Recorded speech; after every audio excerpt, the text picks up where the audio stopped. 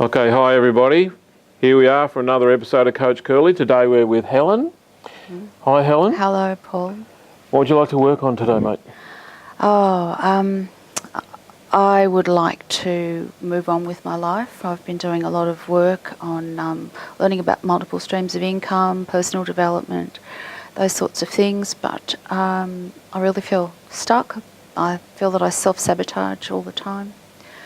I'm using alcohol to make a good reason in the evenings why I don't get going on things that I know I should be doing. I really would like to get rid of the alcohol altogether.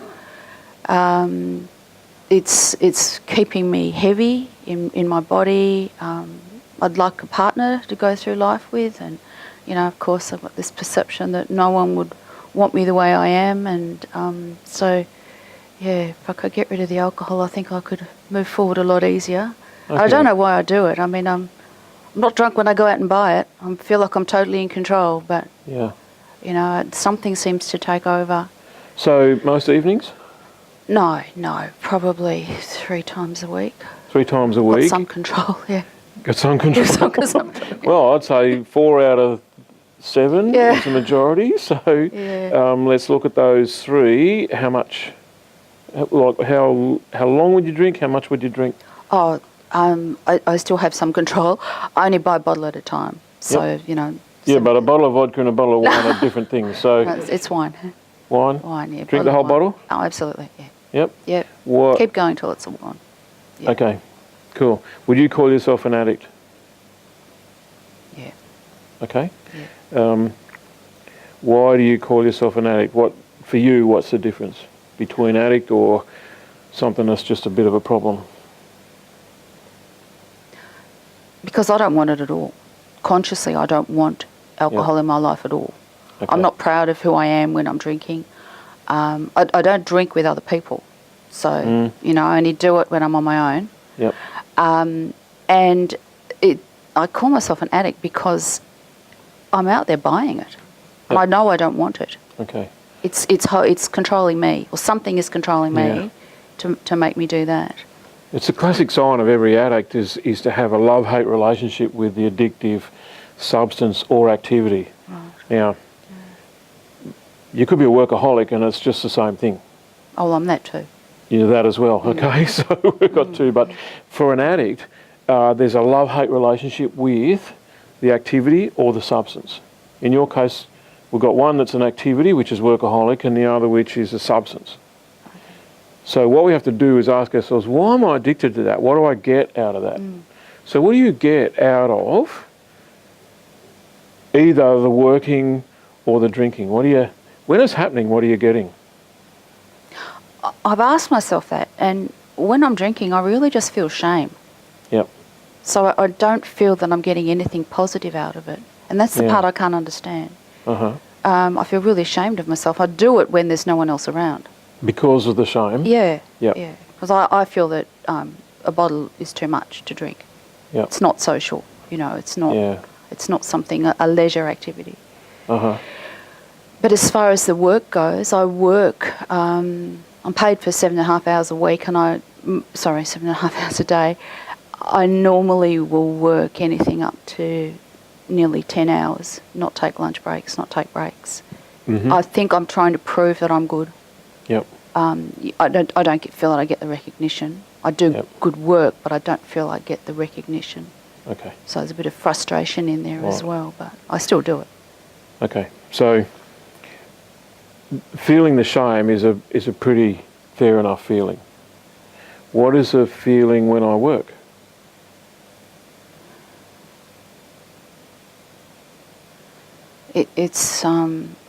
Well, I've been doing it for a long time. It's a desperate attempt to have others recognise me. Yep.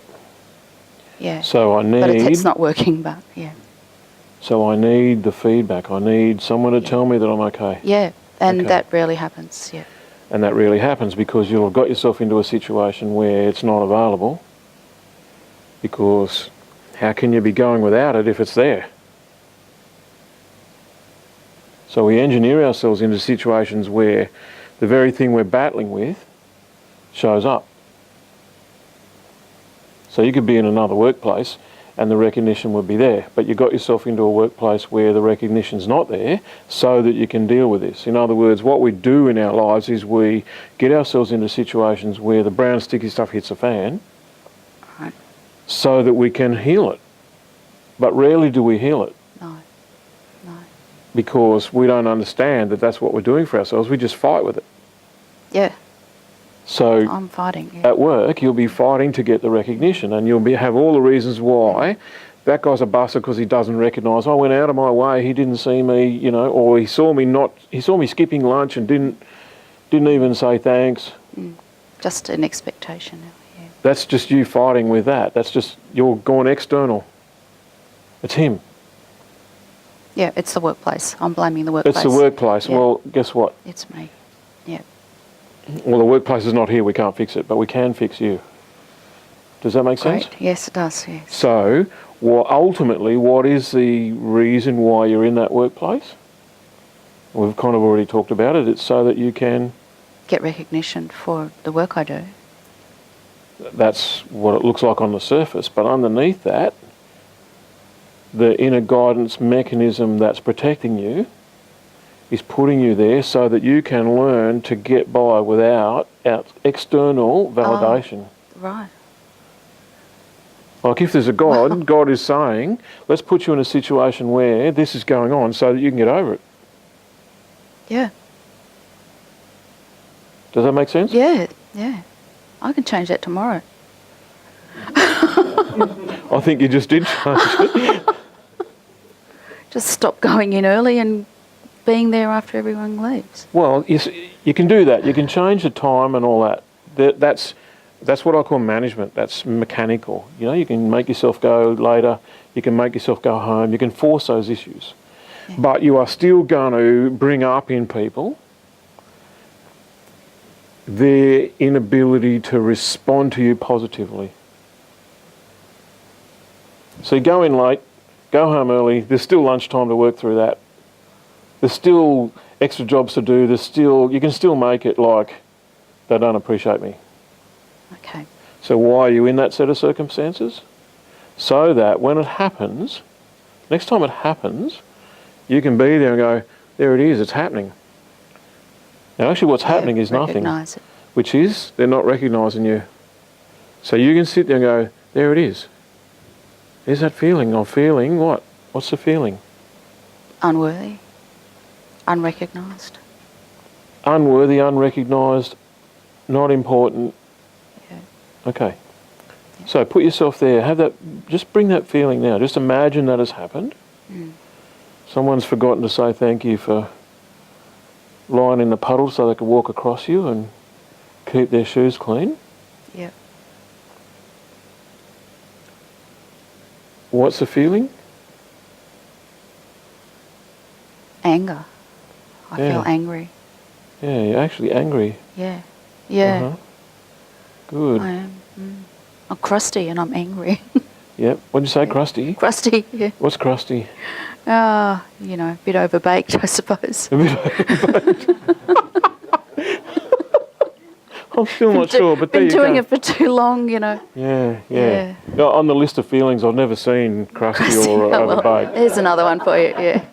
So there you go. There's a new thing for me to add. So I'm angry about? I'm angry at the lack of recognition, and I'm angry. Maybe I'm angry with myself.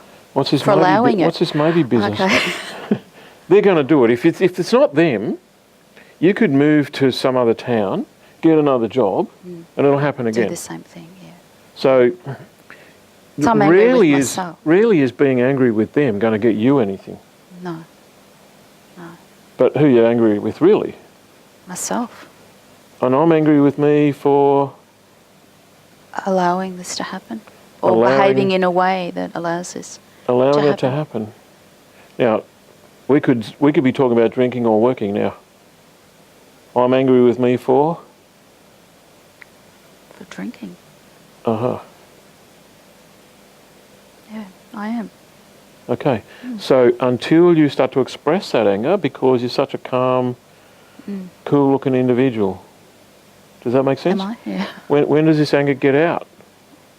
Rarely. Rarely. Yeah. Okay. So your assignment is to buy a punching bag. Oh. Okay, now it's your double assignment because I can see that you don't want to do it. Oh, I've just got to explain that to the family, but that's okay. Well, the family's had enough explaining. This is just another weird-ass thing that you're doing. They'll get used to it. They've got used to every other mad thing. That's so true, yeah. So, or you can do this when you're on your own. Because if you can get on your own to drink, you can get on your own to whack a punching bag. Yeah, I can. Yeah. So you can find a space to do this and whack a punching bag, but what will happen is that you have to set up a time. So the management part of this is that you say, okay, I'm going to do some anger work. I'm going to get this anger out of my system. Instead of it staying inside and boiling up and ruining me and ruining my behaviour, I'm going to get it out of my system. So that's a punching bag. Now, if you don't want to get a punching bag, you can just get on your knees in front of the lounge and just let the lounge have it. You have to schedule that. So when you say Thursday, 2 o'clock in the afternoon, or Saturday evening or whatever, you're going to front up and you're going to not be angry, and you're going to be standing there or kneeling there going, well, what's the point of this? I'm not angry. Well, the point is to get angry, and the way that you get angry is you start. So this is the only time in your life when fake it until you make it is okay. So you start whacking that thing. Yep. After a while, what happens is you get angry. Oh, right. Now, if you don't get angry about something or you or whatever it is, you can get angry about not getting angry. Yeah. Oh, no, I can work up some anger. That's okay. Yeah. So you just get the shit out of your system. Yep. That's all it is that half of the issue here is that you're carrying this stuff with you. Yeah. And it goes back, like, how many years would it go back? Oh, since I was little. So I don't think I've ever let it out. Okay. Yeah, I just because it would have been unacceptable in your surroundings or environment. In my home, childhood life, yeah. And but then it may still be unacceptable, but that doesn't mean you can't get on your own. So far, so good? So far, great. No need to terrorise the family just yet. No. I think I'm better off with the punching bag than hitting the couch. I think I can probably got more explanation there. Yeah. Yep. Okay. But be careful about explanation. Right, your life has been about explaining yourself. Yeah, it has. Yep. Yep. To myself and to everyone else. To yourself and to everybody else. And the more reasons you give, the more you're setting yourself up to be clobbered. Yeah. Yeah. That happens at work. Yeah. And I feel really emotionally unintelligent. And I know I'm going to do it, and I do it anyway. Yeah, we call it selling out. So what you do is you sell out. They say, can you work through lunch and do this? You go, yeah, okay. When a part of you needs to say... And we can only say, no, I won't do it, if we give 3 reasons. So, well, I can't work through lunch because... I already made an appointment to see so-and-so and such is going to ring and I've got to take the cat to the vet and on the way I've got to call in the dentist. I do all that. Yeah. We do, we all do. We all give a million reasons. It's a big giveaway. You know someone's bullshitting you when they give you a million reasons for something. Yeah. So if you say... So you can't just say no. I can't just say no. You can't just say no. I can. You want to try it? No, I believe you. No, I mean, do you want to try it? Oh, yeah. Yeah. Yes. So if I say, listen, can you take your clothes off and run down the street naked? Because we need it for the filming. No.